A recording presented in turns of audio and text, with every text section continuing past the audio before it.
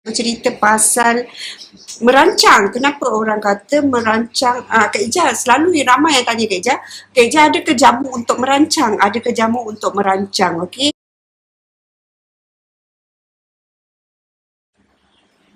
Hai, Assalamualaikum warahmatullahi wabarakatuh. Jumpa lagi hari ni pasal jamu merancang. Bebel-bebel Kak Ija. Hari ni hari apa? Hari ni hari Sabtu, semua orang cuti je rasa. Jadi kita hari ni nak berbincang pasal uh, jamu, boleh ke jamu ni digunakan untuk merancang? Jadi sementara tu kita tunggu dulu. Kok ada yang nak join Kak Jan live petang ni. Ada yang nak memberi komen ataupun ada yang nak sama-sama share dengan Kak Ija uh, video live Kak Eja ni. Jadi ada sesiapa dengan Kak Eja, minta tolong share-share. Minta tolong love-love sikit sebab Kak Eja ni memang tak nampak lah korang punya komen. Kak Eja tak tahu kenapa, sila menampakkan diri. Tak boleh nak tengok korang punya komen. Tak tahu kenapa. Ni hilang pula, dah mana pula perginya ni. Mana pula perginya ni, mana pula perginya, lepas ke mana, lepas ke mana. Okey, siapa dengan Kak Jah? Minta tolong love-love sikit, minta tolong hi-hi sikit. Ada juga orang dengan Kak Jah. Hari ni nak bercerita pasal merancang. Kenapa orang kata merancang? Kak Jah, selalu ramai yang tanya Kak Jah. Kak Jah ada ke jamu untuk merancang? Ada ke jamu untuk merancang? Okey, kan balik. Kak Jah nak tunggu sikit dulu. Siapa dengan Kak Jah, minta tolong like dan minta tolong share dekat page ya. Sebab kita nak berbicarakan tentang perkara yang agak penting sebab ramai orang dia tak nak makan ubat perancang, dia tak nak merancang sendiri, jadi dia tak merancang kehamilan dia. Jadi sekarang ni dia orang ramai yang tanya untuk merancang, ada ke jamu yang boleh digunakan untuk merancang? Okey, jadi hari ni Kak Eja nak cerita, ada ke tak ada jamu yang boleh digunakan untuk merancang? Sebab ramai yang tanya, Kak Eja boleh ke buatkan jamu untuk merancang? Okey, macam ni kisahnya ya. Dalam perawatan herba, contohnya Kak Ija bercerita daripada segi perawatan herba ya, bukan daripada segi pembuatan jamu. Sebab Kak Ija ni peramu herba kita meramu herba. Kita menggalakkan adik-adik berpantang menggunakan herba kerana kami ni peramu herba dan kami ni memahami sifat-sifat herba. Apa yang kita tahu sifat-sifat herba, kita tahu fungsi dia macam mana, kita tahu, kita belajar cara guna dia macam mana, kita belajar kelebihan-kelebihan dan kekurangan-kekurangan herba itu juga. Okay? Jadi Kak Ija hari ni sharekan daripada segi seorang peramu herba ya, peramu herba daripada segi tradisionalnya, daripada segi perawatan tradisionalnya. Okey. Dia macam ni, daripada segi peramu herba, apa yang kami tahu ialah perawatan ini, perawatan rahim yang kita ramukan, herba-herba yang kami ramukan untuk rawatan rahim adalah herba-herba yang akan menyihatkan rahim. Okey, yang akan menyihatkan rahim. Menyihatkan rahim macam mana Kak Ija? Menyihatkan rahim ini adalah daripada segi kesuburan. Kita nak lancarkan perjalanan period. Kita nak pastikan rahim itu kecut dengan baik. Kita nak pastikan hormon badan kita bagus, kita nak pastikan peraliran darah kita bagus dan so on. Jadi dalam perawatan herba, kebanyakan herba-herba yang kita guna adalah herba-herba untuk merawat, merejuvenate, melancarkan peraliran darah, meningkatkan kestabilan hormon dan meningkatkan kesuburan, menjaga rahim supaya sihat, supaya ada blood circulation itu semua cantik dan kita nampak awet muda sebenarnya. Dia bukannya pasal perawatan itu panas ke tak panas. Sebenarnya kita ada dos yang ditetapkan, ada dos yang kita belajar daripada turun-temurun macam mana dosnya. Sama juga dengan pembuatan ubat, diorang ada R&D diorang. Orang dulu-dulu pun ada R&D diorang. Cumanya dos ini kita buat adalah untuk menyuburkan, bukannya untuk mematikan telur. Okey, ada ke jamu yang boleh digunakan untuk mematikan telur, Kak Eja? Sebenarnya ada, tetapi bagi perawatan yang Kak Eja amalkan, yang Kak Eja Kak Eja lebih suka kepada kesuburan. Kak Eja lebih suka kepada kesihatan. Kak Eja tak nak korang makan herba ataupun makan, sebenarnya yang mengakibat yang selalunya digunakan untuk membuat jamu merancang ini adalah ubat-ubat yang panas ya. Contohnya kita gunakan ragi, kita gunakan banyak benda-benda bahan-bahan yang panas, yang mana Kak Eja tak berapa menerapkan dalam perubatan herba Kak Eja, kerana kita lebih kepada kesuburan dan adunan yang diadun untuk merancang ini adalah lebih kepada mematikan telur, dan ianya agak mengeringkan. Jadi Kak Eja tak menggalakkan pengambilan herba untuk merancang kehamilan. Okey, sebab ramai yang suruh Kak Eja buatlah herba untuk merancang kehamilan, buatlah herba untuk merancangkan kehamilan. Bukan setiap orang mempunyai hormon level yang berbeza. Kita kena tahu, Kak Eja punya hormon level berbeza sebab Kak Eja punya berat lain, Kak Eja punya susu galur lain, kita punya kesuburan itu pun lain kan. Jadi sperm suami kita pun berlainan, sperm suami kita pun bergantung kepada dia punya hormon punya level. Okey, jadi untuk kita meramu herba untuk mematikan sperm itu supaya tidak berlaku persenyawaan itu. Hai Nurul Izzati, apa khabar? Baru nampak satu komen. Adakah hanya satu komen yang Kak Eja dapat ni? Kak Eja pun tak tahu kenapa, macam mana tak nampak komen sangat, tapi harap korang boleh komen, nanti Kak Eja reply. Okey, kita tak tahu hormon macam mana hormon kesuburan kesuburan pihak suami. Kita tak tahu, Kak Eja tak tahu level hormon dia macam mana. Kak Eja pun tak tahu level hormon korang macam mana. Jadi Kak Eja kalau nak buat, Kak Eja kena buat satu ubat yang kuat. Yang kuat, yang boleh meet untuk requirement semua orang. Maknanya kalau orang yang sepatutnya tidak memerlukan dos yang tinggi, tetapi Kak Eja bagi dos yang tinggi pada korang, itu akan mengakibatkan korang nanti bila berhenti korang susah pula nak mengandung. Sebab apa? Sebab dos itu terlampau tinggi untuk korang punya badan. Jadi dekat situlah ada kontradiknya yang mengakibatkan kita tak berapa menggalakkan pengambilan herba untuk merancang. Sebabnya kita tak nak matikan korang punya kesuburan. Kita tak nak kontrol korang punya kesuburan. Sebab kesuburan ini adalah sangat penting bagi wanita. Kita nak perempuan-perempuan ini subur. Kita nak ibu-ibu subur supaya dia boleh beranak lagi, dia boleh sihat. Bila kita subur, kita pun sihat. Kita tak cepat premature, kita tak cepat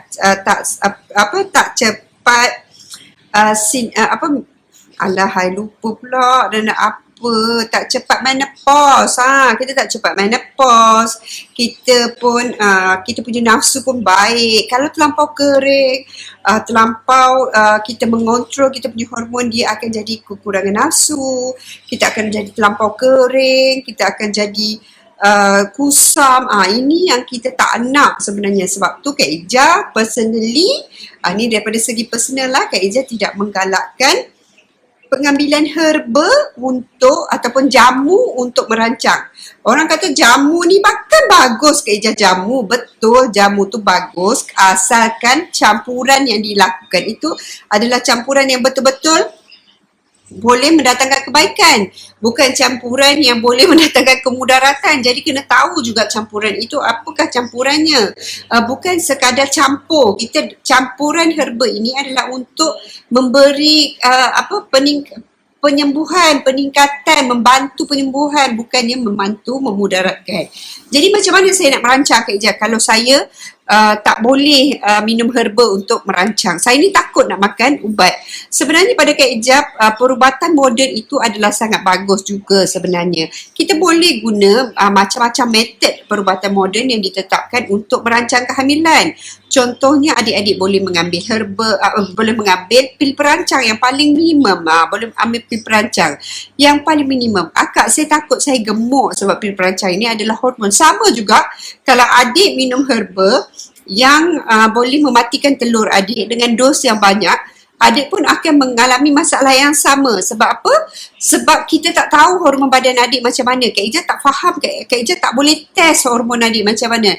Dan Kak Ijah yakin bila korang makan ubat daripada hospital, dia dah test, dia ada clinical proven yang benda itu betul-betul boleh merancang kehamilan, boleh mengontrol korang punya hormon. Okey, maknanya tidak memudaratkan, kan. Sebab Kak Ijah banyak tengok orang dulu-dulu, kalau Kak Ijah ceritalah dulu-dulu kan, dulu-dulu kita ada akar jarak anak yang selalunya orang akan rebus untuk minum. Akar ini dan dia akan try and error tau. Kalau dulu-dulu nenek Kak Ijah cakap dia akan try and error. Ada kalau minum banyak ni kadang-kadang ada orang dia akan tahan untuk, maknanya tak hamil untuk setahun. Ada orang yang makan banyak ini dia tak hamil untuk 8 bulan. Jadi kita tak tahu accuracy, tak ada ketepatan dekat situ. Jadi untuk sesuatu yang tak tepat adalah sangat tak baik untuk merancang. Sebab untuk merancang, korang kena tahu berapa lama korang nak giatkan kehamilan, betul tak? Berapa lama lagi aku baru nak beranak. Jadi kalau kita nak ketepatan, eloklah ambil yang disediakan oleh hospital ataupun daripada klinik-klinik supaya lebih tepat. Bukan tak boleh kita bagi dos pada adik-adik, boleh, tetapi takut tak tepat. Setiap orang itu mempunyai hormon yang berbeza. Ada orang makan minum rebusan jarak anak seminggu, minum rebusan jarak anak segenggam, dia boleh dapat menjarakkan kehamilan setahun. Ada orang boleh minum segenggam dijarakkan kehamilan 8 bulan. Jadi tak tepat. Kak Ijah takut nanti kalau hormon kita lebih, korang tak sampai pun 5-6 bulan korang dah hamil balik. Jadi itu adalah tidak baik. Okey, dan memang banyak produk-produk yang kita boleh buat kan untuk merancang kehamilan. Contohnya kita bagi korang makan sesuatu yang panas. Jamu contohnya, kita boleh campur kunyit, lengkuas, bawang putih, jantan, kita boleh campur ragi, kita boleh campur benda-benda yang panas ini untuk mematikan korang punya telur. Dan tapi Kak Ijah tak tahu kalau korang makan benda ini, korang jadi tidak subur dalam jangka masa yang panjang. Nanti bila nak cuba bersalin semula, nak cuba beranak semula, dah tak boleh lekat. Saya dah 8 tahun cuba dapat balik anak, tak dapat-dapat. Sebab apa? Sebab terlampau kering. Dan apa yang kita makan itu adalah tidak betul. Tidak betul maknanya tidak baik untuk rahim kita. Jadi kita nak makan herba pun, nak minum jamu pun kena berpada-pada. Kena pilih yang baik, kena pilih yang betul-betul sesuai dengan badan kita, kena pilih yang betul-betul ramuan dia. Nak ramu pun kena ramu yang betul-betul. Tak boleh ramu ikut dan sahaja sebab setiap herba itu dia ada portion-portion dia yang ditetapkan. Dia sama juga macam ubat-ubatan lain, dia ada tetapan dia kan. Kalau ubat doktor kata antibiotik makan seminggu sahaja, sama juga macam herba. Ada herba yang boleh makan dalam masa jangka yang pendek, ada yang boleh makan dalam masa jangka yang panjang. Contohnya kalau kita makan ubat batuk berterusan je, dah tak batuk pun makan juga berbatuk, kan kita akan jadi macam ketagihan kan.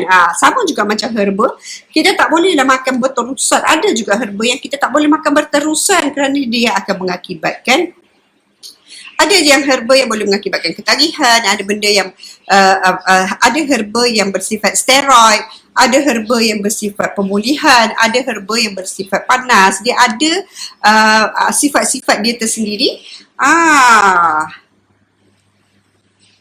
Sekejap Kak Ijah baca yang Zalika Ali ni ya. Saya pernah pakai implan dalam 2 tahun, lepas buka implan ambil masa 3 tahun baru pregnant pula. Hormon lambat stabil. Kan, betul kan? Maknanya kita pengambilan herba sama juga dengan pengambilan herba. Kita takut nanti kalau ambil berlebihan, hormon lambat stabil. Yang Kak Ijah terapkan sekarang dalam perubatan Kak Ijah ialah Kak Ijah nak korang punya hormon stabil. Kak Ijah nak korang ada hormon yang stabil, Kak Ijah nak korang ada head yang bagus. Maknanya tetap kan, waktu yang tetap. Ada orang dia cabut sahaja implan terus boleh mengandung kan. Jadi berbeza-beza tahap hormon kita, penerimaan badan kita, pemprosesan badan kita. Jadi kita tak nak adik-adik mengalami masalah di kemudian hari. Jadi kita ramukan herba yang hanya dapat membantu menyuburkan.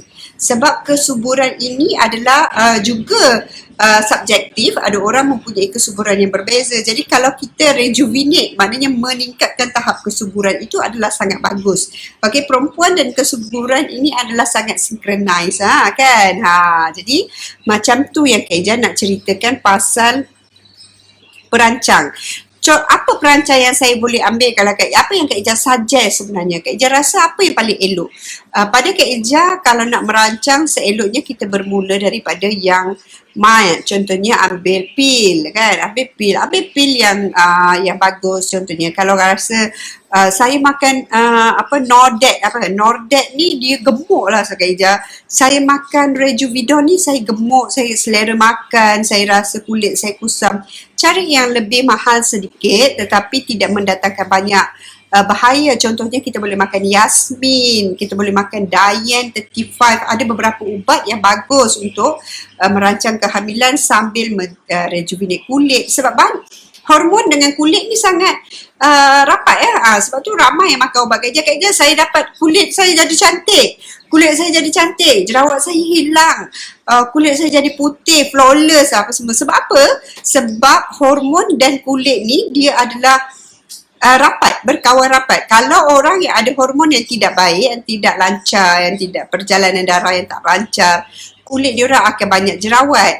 Kan selalunya orang yang berjerawat ini adalah orang yang mempunyai tahap hormon yang tinggi. Jadi kita nak stabil. Kenapa korang dapat hilang jerawat-jerawat ni adalah sebab hormon korang distabilkan daripada dalam. Jadi itu adalah efek daripada herba yang kita rejuvenate, meningkatkan, memperbaharui macam tu kan. Jadi selain pengambilan pil, apa lagi yang saya boleh ambil Kak Ijah? Okey, apa lagi yang boleh ambil selain daripada pengambilan pil? Kita boleh merancang melalui kaedah injection Depo-Provera. Injection Depo-Provera ini adalah injection yang Kak Ijah tak silap diambil dalam masa 3 bulan sekali. Mula-mula dia inject sekali, lepas tu sebulan kita kena inject, lepas tu lepas 3 bulan pula kita kena inject. Tapi injection ini kebanyakannya, Kak Ijah bukan kata semua orang mengalami masalah sebegini kebanyakannya mengalami ketidakstabilan hormon pada awal-awal pengambilan. Ramai yang akan keluar darah yang masif. Okey, sekejap lagi Kak Ijah balas Nur Syamira Baharudin, sari rapat. Apa bahan-bahan dia? Kenapa boleh tak kita makan dalam masa yang jangka yang panjang? Okey, nanti kejap lagi Kak Ijah ceritakan. Okey, kita boleh ambil Depo-Provera. Depo-Provera ini ada sesetengah perempuan yang mengambil Depo-Provera injection ini, dia mengalami masalah kecelaruan period. Ada yang period sampai 15 hari, sekejap berhenti, sekejap lepas tu dia period balik, lepas tu dia period balik, period balik. Seandainya anda mempunyai masalah-masalah sebegini, boleh consult dengan doktor yang bagi bagi injection tu lah kan, sama ada kita sesuai ke ataupun tak sesuai ke. Kalau pendarahan itu banyak, doktor akan bagi ubat untuk memberhentikan pendarahan. Okey. Okey, ni sekarang ni nak berbalik kepada Nur Syamira Baharudin. Kak, kalau sari rapat tu makan berturut-turut, boleh keringkan tak? Masa pantang makan, lepas tu habis pantang beli lagi makan balik, makan lagi. Okey, sebenarnya sari rapat, Kak Ijah buat ubat. Kalau Kak Ijah buat ubat sebenarnya, Kak Ijah lebih suka kepada tak payah terlampau, Kak Ijah tak nak korang terlampau saya memang setiap hari kena makan ubat. Tak sebenarnya.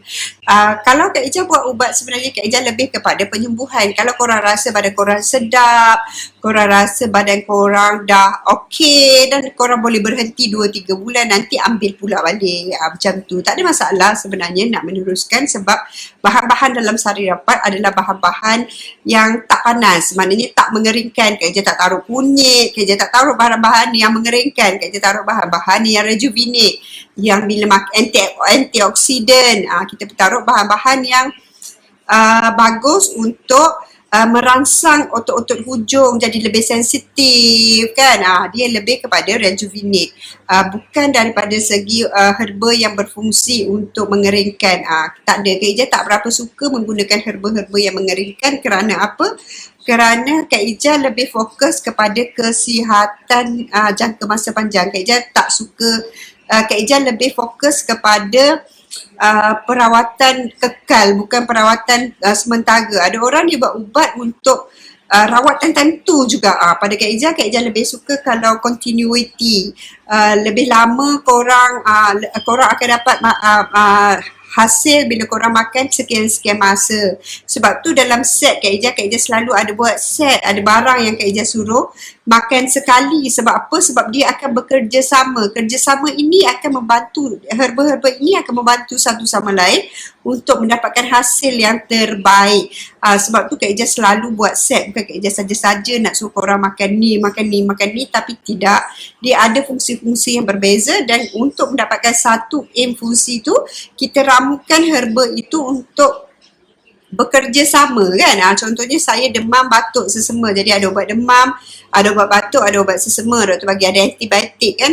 Hasilnya korang akan pulih demam kan. Saya bengkak tonsil, doktor bagi antibiotik, doktor bagi obat tahan bengkak, obat sinus contohnya kan. Hasilnya adalah untuk mengecutkan tonsil. Contohnya, ini daripada segi perawatan moden. Sama juga dengan perawatan herba, kita pun ramukan sedemikian rupa supaya perjalanan darah tu bagus. Ada satu adalah untuk perjalanan darah, ada satu adalah untuk sensitivity antioksidan, dan ada satu untuk membuangkan angin-angin yang mengganggu peraliran darah. Jadi bila tak ada angin-angin yang nak menyekat peraliran darah bagus. Bila peraliran darah bagus, sensitivity pun akan meningkat. Jadi dekat situlah baru korang nampak hasilnya. Kak Ijah, saya nampak Miss saya jadi makin cantik. Ramai yang cakap macam tu kan. Kak Ijah pun tak tahu, Kak Ijah pun tak pun nak cakap benda ni memang jadi, tapi memang banyak Kak Ijah dapat testimoni yang macam tu. Dia dah jadi pink-pink macam tu contohnya lah kan. Tapi ini adalah sebab apa?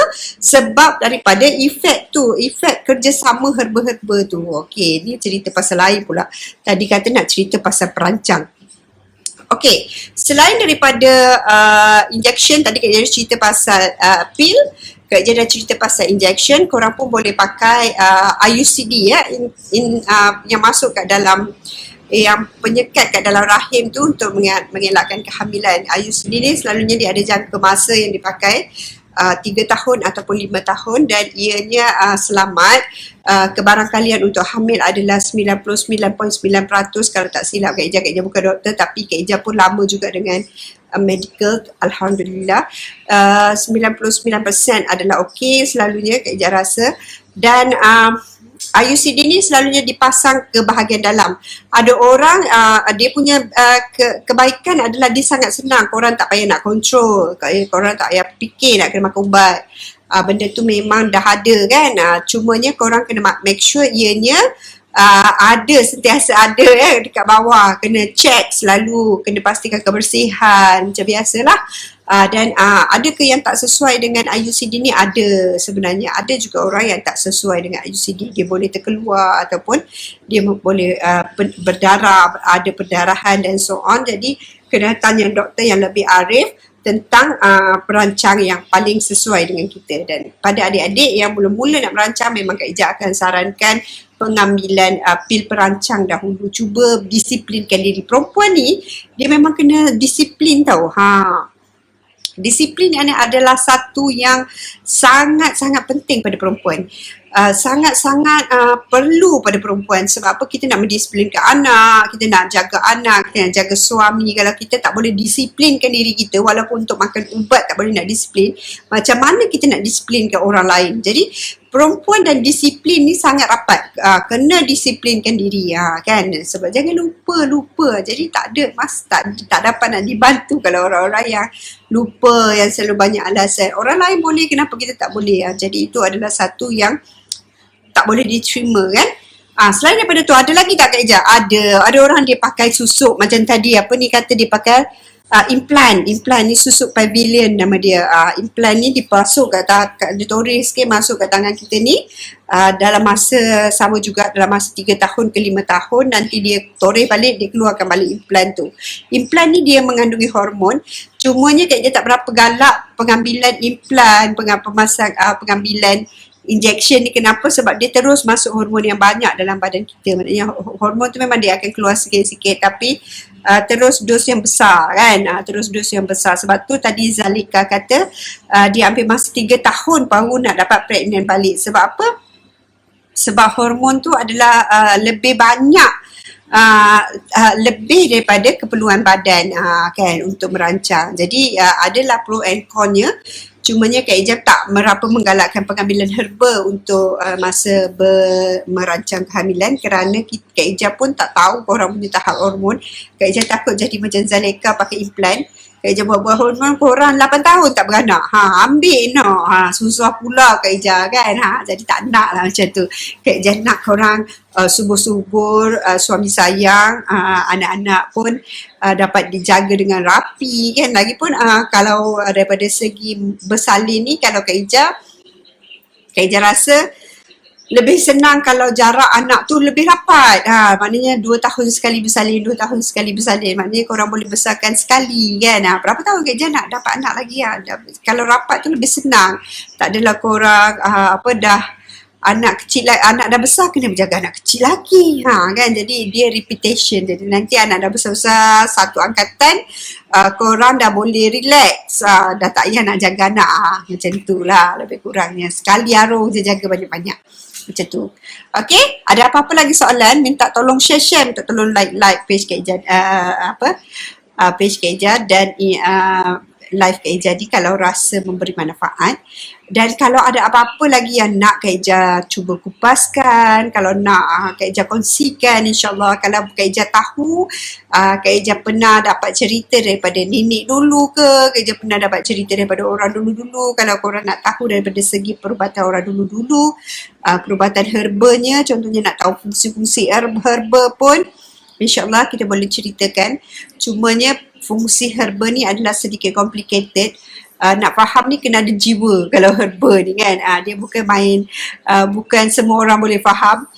Even kalau dalam family Kak Ija, family Kak Ija, bukan semua orang boleh faham herba ni.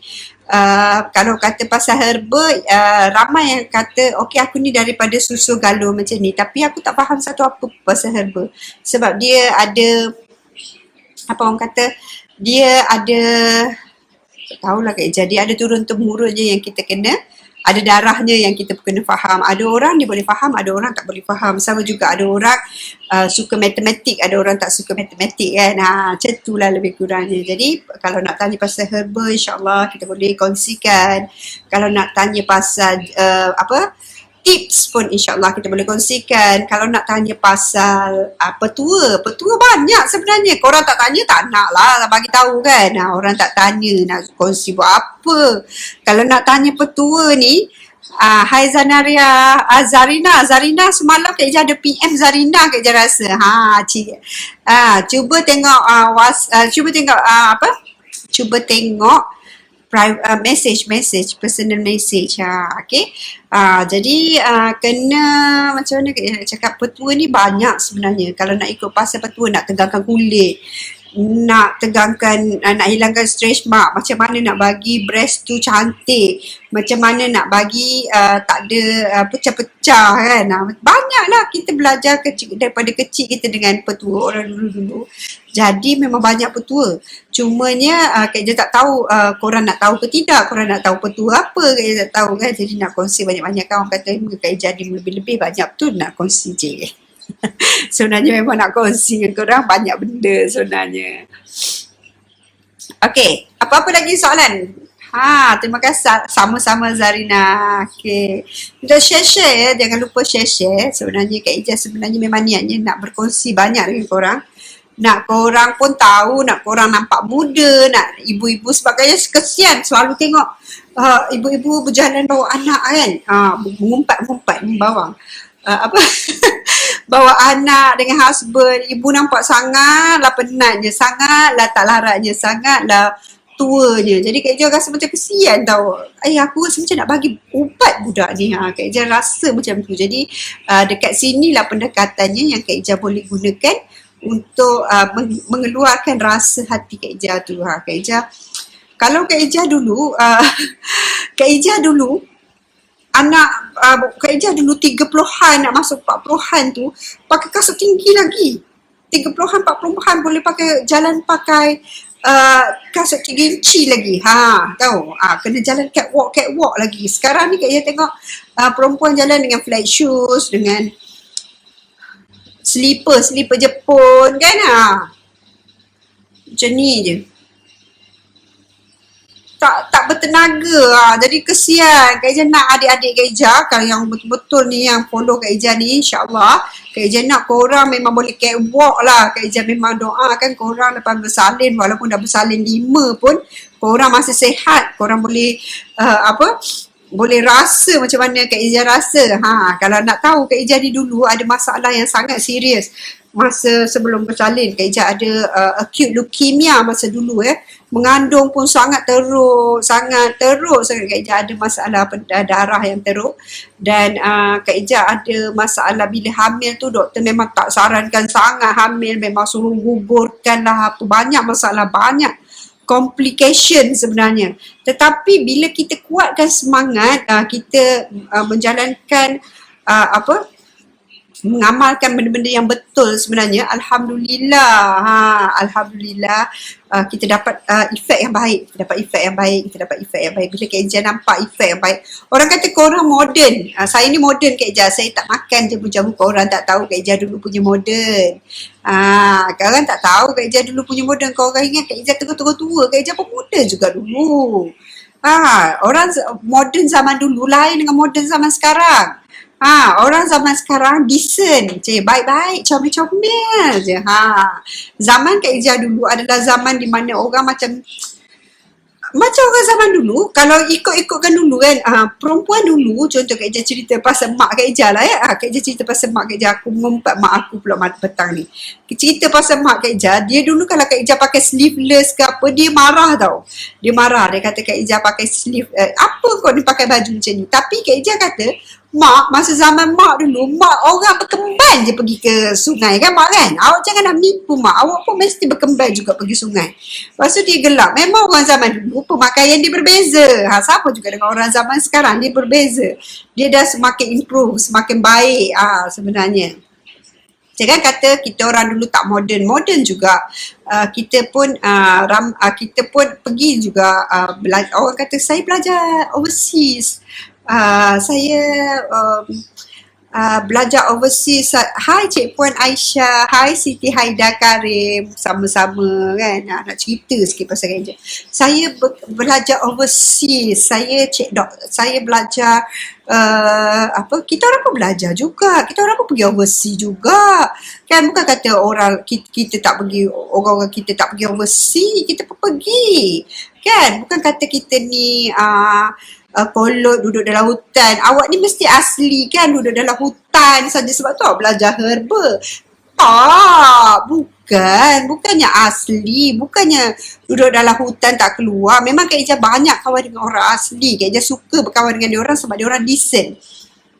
Diorang ada hati yang sangat baik. Diorang ada decent lah, maknanya sangat base, sangat down to the earth. Kak Ija suka sebenarnya. Sebab Kak Ija pun kampung, Kak Ija pun kampung, perkampungan yang sangat kampung.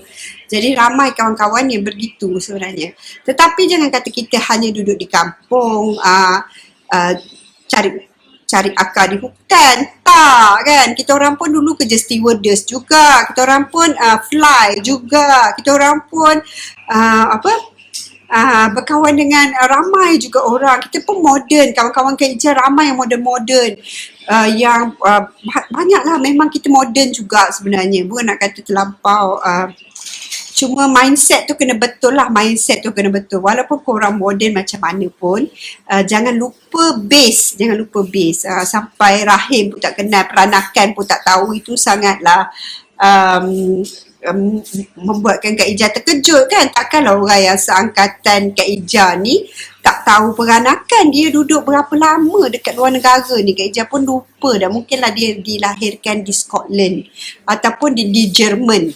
Macam itulah kan. Sebab kalau ramai kawan-kawan Kak Ija yang Jerman ni dia cakap macam lain. Sama juga kalau kita kawan-kawan dengan Perancis, orang Perancis kan dia cakap Perancis saja kan. Dia tak cakap bahasa Inggeris. Okey, jadi mungkin dia duduk di Perancis ataupun Jerman, terminologi dia berbeza. Jadi dia tak tahu rahim, peranakan tu apa. Macam tu. Okey, melalut Kak Ija. Okey, jadi jangan lupa merancang kehamilan terutama pada adik-adik yang bersalin Caesar. Bersalin Caesar ni sangat penting untuk rancang kehamilan. Sebab apa sangat penting? Sebab korang tak bolehlah kena Caesar sampai 12 kali. Macam tu korang ada had yang boleh korang bersalin. Tak boleh bersalin terlampau banyak kali, tak boleh bersalin terlampau kerap, 3 kali atau 4 kali sahaja kan kalau yang bersalin Caesar. Jadi merancang tu sangat penting supaya korang boleh tahu bila aku ni umur 23 contohnya, 23 kena bersalin sekali, 25 nanti nak bersalin sekali. Perancangan orang perempuan ni sangat penting kena ada perancangan. Jadi rancang dengan betul supaya korang dapatlah nanti umur dalam 30 lebih ada anak seorang lagi kan. Sebelum umur dah tak boleh beranak macam Kak Ija ni. Jadi korang tak adalah macam kerinduan nak ada baby dalam rumah. Sebenarnya kalau lama-lama tak ada baby dalam rumah memang rindu, betul tak? Kan, nak orang perempuan macam Kak Ija ni, Kak Ija suka baby. Jadi bila tak ada lama-lama baby dalam rumah, kita memang rindu, kita rasa macam nak beranak pula. Jadi kena pandai-pandai merancang. Tengok juga daripada segi kewangan, daripada segi pendapatan, daripada segi kemampuan kita nak mendidik anak, daripada segi masa kita, pada segi kerjaya kita kan. Sekarang ni ibu-ibu semua ramai yang berkerjaya, jadi sangat penting untuk menjaga, merancang kelahiran supaya kita boleh menjaga kita punya kerjaya. Kerjaya ni juga sangat penting bagi wanita ya. Jangan kata tak penting. Macam Kak Ija ni berkerjaya ke? Dulu Kak Ija pun berkerjaya sebelum Kak Ija. I sanggup jadi baby. Aku tak apa. Sapi pian ni je. Okay, kita pun perempuan yang berkerjaya juga. Jadi kerjaya ini adalah sangat penting untuk perempuan supaya dia build dia punya confidence, dia build dia punya relationship dengan orang, sosioekonomi dia, social life dia. Sangat penting pekerjaya ini kepada perempuan. Tapi jangan kata ibu yang menjadi suri rumah tangga itu tidak bagus ya. Jangan sekali-sekali kata ibu yang jadi seorang kau suri rumah je. Jangan cakap macam tu ya. Suri rumah ni kerja dia sangat banyak. Suri rumah ni kerja ni sangat mencabar. Sangat mencabar, sangat banyak. Dia adalah seorang wanita yang sangat kuat, sangat penyabar. Dia boleh berdepan dengan kerana anaknya sepanjang masa, boleh berdepan dengan masalah rumah tangga dia sepanjang masa. Jadi seorang suri rumah ini adalah seorang wanita yang sangat laki sebenarnya, bertuah, dapat besarkan anak depan mata semua kan. Berbeza dengan orang-orang yang berkerjaya, kita kena upah orang jaga anak kita kan. Jadi jangan pandang rendah pada ibu-ibu yang suri rumah tangga ni. Okay? Selain daripada tu, ibu-ibu suri rumah tangga kalau nak menambah pendapatan dan pernah guna set Kak Ija, boleh PM Kak Ija sebab Kak Ija tengah cari ejen dan cari dropshipper yang nak sama-sama menambah pendapatan dengan Kak Ija. Jangan cakap jual jamu tak boleh mendapat keuntungan ya. Sebab dulu Kak Ija kerja juga. Kak Ijah kerja jugalah nak kata corporate tu keparat jugalah dulu kan. Jadi bila dah berhenti tu mula kita rasa macam betul ke aku ni nak jual jamu kan. Kak Ijah kata betul ke aku ni nak jual jamu, jadi ke, boleh ke? Kan kita dulu dah macam ni boleh ke? Jadi bila Kak Ijah cuba, Kak Ijah dapati benda ni sangat dekat dengan hati Kak Ijah sangat suka nak kongsi dengan korang. Tambah-tambahan dulu kita kerja, kita tak boleh nak kongsi. Kawan-kawan banyak orang putih. Ada juga orang putih yang Kak Ijah bagi minum herba.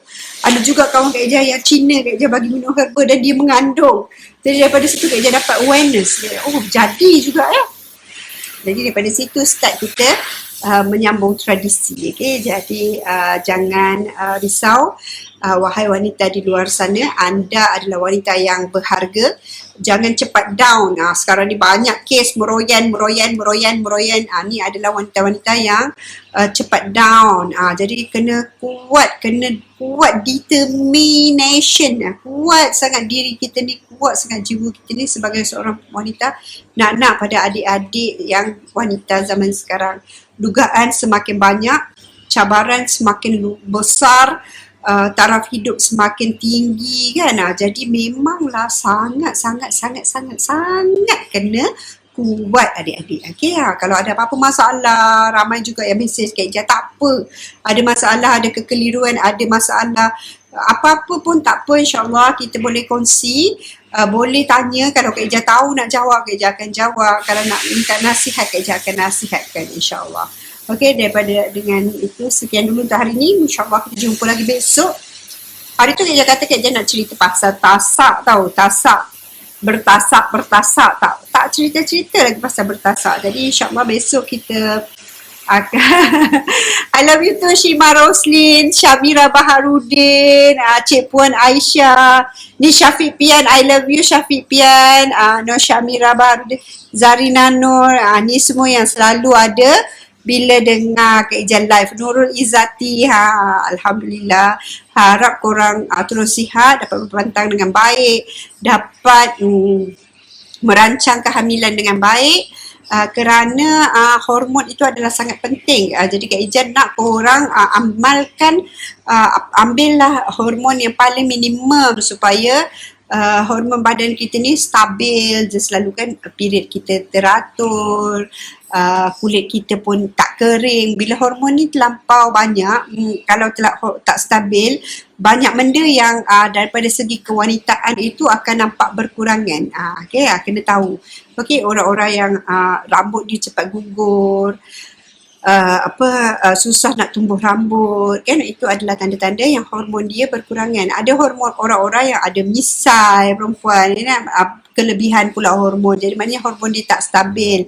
Kat situlah dia kena PCOS. Kita boleh tahu macam mana orang yang hormon dia tak stabil, berat badan dia kadang-kadang naik mendadak kan. Macam Kak Ijah dulu pun, Kak Ijah pernah kena berat badan naik mendadak sampai 20 kilo sekali naik, di mana bila kita badan tak sihat kan, kita start dengan masalah hormon. Jadi kena jaga, sila jaga diri, jaga anak-anak dengan baik, sebab kita nak lahirkan generasi yang bagus-bagus di kemudian hari. Semoga adik-adik menjadi ibu yang solehah untuk anak-anak dan semoga mendapat anak-anak yang soleh semua ya. Sekian dulu daripada Kak Ijah hari ini.